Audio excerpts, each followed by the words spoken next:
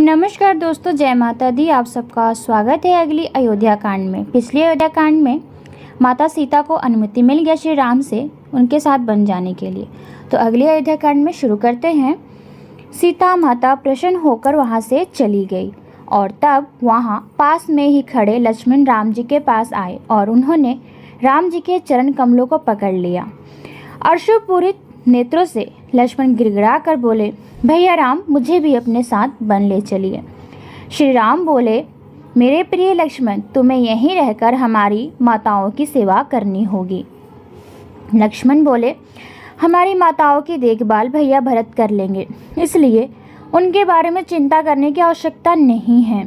भैया राम, जब आप जंगल से होकर गुजरेंगे तो मैं अपने हाथ में धनुष लेकर आगे आगे चलूँगा, ताकि आप और माता सीता बेखटके वहाँ के दृश्य का आनंद उठा सके। मैं फल और सब्जियाँ इकट्ठा करूँगा और जब आप सो जाएंगे तो मैं वहीं पास में खड़ा रहकर आपकी रक्षा करूँगा। अंततः श्री राम प्रसन्न होकर बोले, ठीक है, तुम मेरे साथ चल सकते हो, परंतु पहले अपनी माता के पास जाकर उनसे आशीर्वाद ले लो। इसके बाद 2 शक्तिशाली धनुष ले आओ, जिन्हें वरुण ने महाराज जनक को दिया था। साथ ही अभेद कवच, बाणों से कभी खाली नहीं होने वाले 2 तरकस और 1 जोड़ा सबसे अच्छी तलवारें ले आओ। वशिष्ठ मुनि को प्रणाम करके अस्त्र शस्त्रों के साथ यहाँ आ जाओ और तब हम यहाँ से प्रस्थान करेंगे। लक्ष्मण के वापस लौट आने पर राम ने सर्वश्रेष्ठ ब्राह्मणों को बुलवाया ताकि वह अपनी समस्त संपत्ति दान कर सके। शीघ्र ही वशिष्ठ मुनि के पुत्र सुयोग्य, अगस्त्य और विश्वामित्र के पुत्र और अन्य अनेक ब्राह्मण जन वहां पहुंच गए। अयोध्या के पास के वन में त्रिजटा नामक एक ब्राह्मण रहते थे, जो बहुत गरीब होने के कारण अत्यंत दुर्बल और कृशकाय थे। एक दिन त्रिजटा की पत्नी ने उनसे कहा कि वह अयोध्या जाए और राम से कुछ दान दक्षिणा देने को कहें। यह संयोग ही था कि त्रिजटा ठीक उसी समय वहां पहुंचे जिस समय राम अपनी संपूर्ण संपत्ति दान दे रहे थे।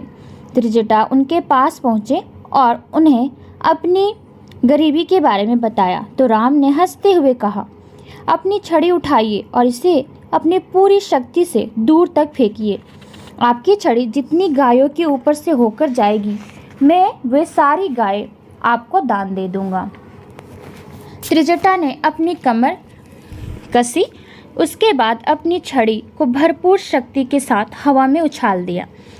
छड़ी को सरयू नदी पार कर नदी के तट पर चर रही लगभग 1000 गायों के झुंड के पार गिरते देखकर वहां पर उपस्थित सभी लोग आश्चर्यचकित रह गए। राम ने नदी के तट से लेकर उनकी छड़ी के गिरने की जगह तक मौजूद सभी गायें त्रिजटा को दान कर दी। इसके बाद उन्होंने ब्राह्मण को गले से लगाया और बोले, कृपया मेरे परिहास का बुरा न माने। मैं बस यह चाहता था कि आपको आपकी असाधारण ब्राह्मणीय शक्ति का प्रदर्शन करते हुए देखूं। इसके बाद राम ने अपनी समस्त संपत्ति दान कर दी, ताकि कोई भी ब्राह्मण संबंधी, आश्रित या यहाँ तक कि कोई भिखारी भी आज के दिन दान पाने से वंचित ना रह जाए। इसके बाद माता सीता, श्री राम और लक्ष्मण नंगे पर अयोध्या के रास्ते से होकर महाराज दशरथ के राजमहल की ओर बढ़ चले। सड़कों के दोनों ओर खड़े लोगों और साथ ही अपनी खिड़कियों से झांक कर देखते लोगों को भी यह दृश्य देखकर अत्यंत दुख हुआ। प्रजाजन एक दूसरे से कह रहे थे, कैसा दुर्भाग्य है जो सीता पहले कभी भी जनसाधारण के सामने नहीं आई थी, उसे तो सामान्य नागरिक भी देख सकता है। हम अपने परिवारों को लेकर राम के साथ चलेंगे ताकि अयोध्या किसी निर्जन वन के समान जनविहीन हो जाए और जंगल किसी नगर की भांति लोगों से बस जाए। तो अगली अयोध्या कांड में मिलते हैं, तब तक के लिए इजाज़त दीजिए। धन्यवाद।